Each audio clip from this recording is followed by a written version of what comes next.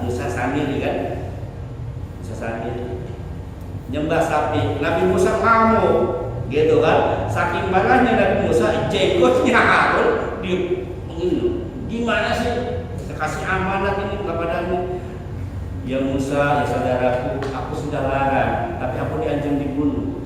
Nah, begitu dengar pengaduan Harun, Nabi Harun, Musa emosi, marah. Ya Musa kena temperamen kan?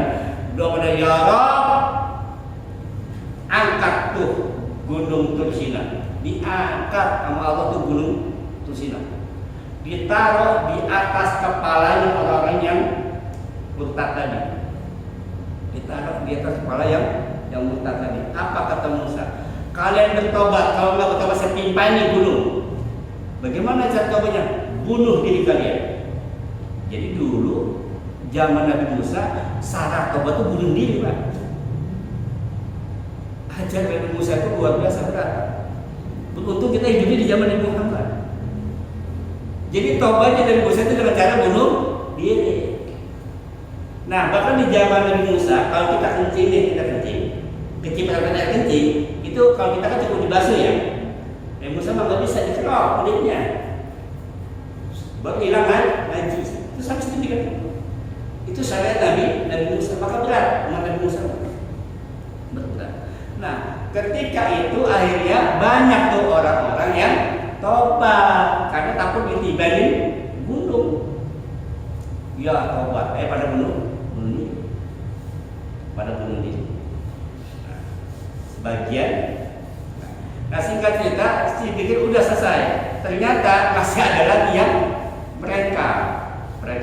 Singkat cerita, Nabi Musa membawa Bani Israel menuju ke Palestina untuk apa? Hijrah nih.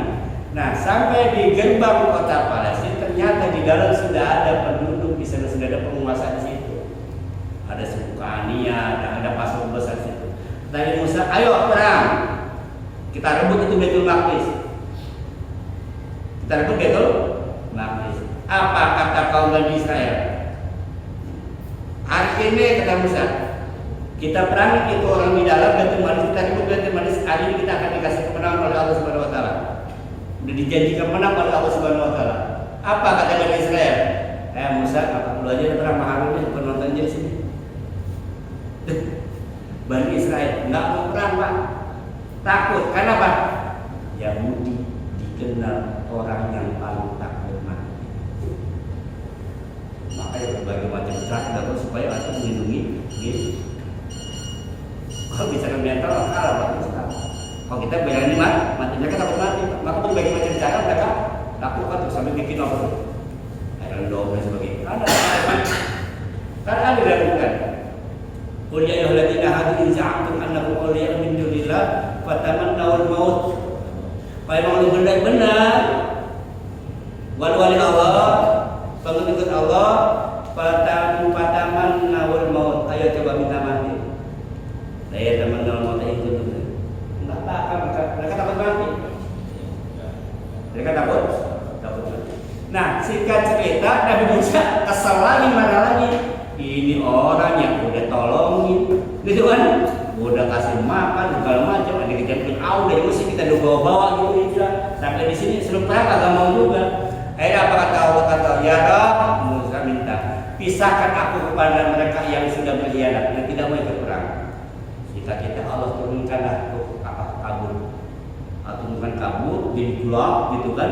Nah, mereka tuh di jalan ke sana sini. Akhirnya terpisah orang-orang yang ikut Musa dengan yang tidak ikut Musa. Nah, singkat cerita, sebelum Nabi Musa masuk ke kota Palestina, ke Baitul Maqdis, Nabi Musa meninggal. Nabi Harun pun meninggal. Jadi Nabi Musa belum sempat masuk ke Palestina. Singkat cerita, Allah kirim lagi seorang nabi, namanya Nabi Yusha bin Nun. Yusha bin Nun ini adalah salah satu saksi sejarah yang menemani Nabi Musa ketika bertemu dengan Nabi Khidir. Kita jauh lagi bahas ini. Oke, kita kalau ceritakan tentang Nabi Musa dan Nabi Khidir ya. Yang kita ceritakan Yusha bin Nun ya. Yusha bin Nun ini adalah Nabi Allah yang dikirim oleh Allah menggantikan Musa untuk memimpin peperangan Bani Israel. Singkat cerita, peranglah pasukan Misabinun melawan penduduk-penduduk yang sudah ada di Betul Maqdis. Menanglah Bani Israel saat itu. Pasukan Misabinun menang, walaupun cuma sedikit.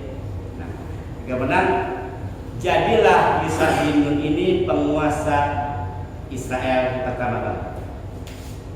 Nah, singkat cerita, kaum Israel jenuh, bosan. Kenapa? Karena yang memimpin mereka nabi lagi. Dia pengen yang lain. Jangan nabi mulu apa? Bangsawan kayak siapa kayak gitu. Nah, singkat cerita akhirnya kaum Bani Israel yang sudah ada di Palestina ini dihajar habis oleh sebuah kerajaan namanya Neo Babilonia. Dihajar habis, mereka dijajah kembali. Jadi budak lagi, gitu kan? Jadi budak lagi. Nah, akhirnya mereka minta kepada Allah supaya dikirimkan pemimpin. Dikirimlah seorang nabi yang bernama Talut. Namanya Talut. Nah, yang nyerang Bani Israel tadi itu, yang ngalahin Bani Israel namanya raja yang zalim. Itu namanya Jalut. Jadi Jalut ini berhasil menaklukkan Bani Israel. Jalut itu dikenal dengan raksasa, badannya gede-gede, pasukannya kuat. Nah, Allah kirimkan seorang nabi, seorang pemimpin namanya Talut. Talut ini itu nggak diterima oleh kaum Bani Israel. Kenapa? Karena Talut itu cuma tukang angon keledai, orang miskin, nggak ada wibawanya sama sekali. Padahal Allah itu ngutusin dia. Nah, untuk mengangkat pamornya Talut, maka malaikat mengambil tabut Sulaiman yang berada di Jalut. Jadi gini, Israel itu dia punya kotak besar namanya tabut. Dengarkan tabut ya. Di dalam tabut itu ada kitab Taurat, ada jubahnya Nabi Musa, tongkatnya Musa, kemudian jubahnya Harun, ada sih semua tuh Pak. Jadi peninggalan antara Nabi Musa dan Harun ada di dalam tabut itu. Tabut itu dianggap benda yang sangat sakral. Nah, tabut itu ketika Jalut berhasil memusnahkan Bani Israel, mengalahkan Bani Israel, itu tabut itu dibawa oleh Jalut.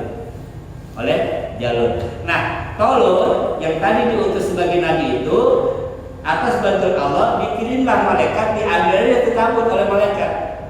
Yang malaikat yang ambil nggak perlu perang Pak, yang ambil malah malaikat. Dikasih ke Tolut dibawa ke kaum Bani Israel. Saya sudah berhasil merebut apa? Tabut. Akhirnya diangkatlah Talut menjadi raja Israel. Jadi raja pertama Israel dan Israel adalah namanya Talut atau singkat cerita, berangkatlah perang pasukan Talut ini dengan melawan pasukan Jalut yang besar-besar Babilonia.